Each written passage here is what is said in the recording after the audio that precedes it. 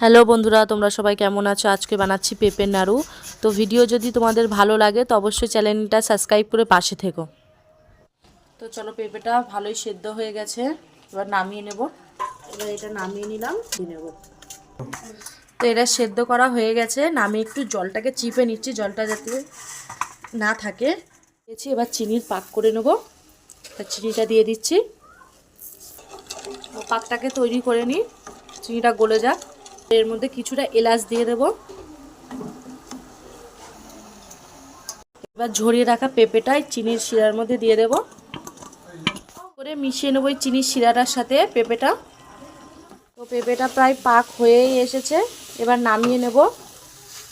তো আমি নাড়ু পাক দিয়ে নিয়েছি, এই যেরকম হয়েছে। চলো এক এক করে সবগুলো করে দেখো। পেঁপের নাড়ুগুলো তৈরি হয়ে গেছে, আমি সবগুলো পাকিয়ে নিয়েছি। তো তোমরা এভাবে একদিন বাড়িতে বানিয়ে খেয়ে দেখতে পারো কেমন লাগে, আর তোমরা জানিও রেসিপিটা তোমাদের কেমন লাগলো।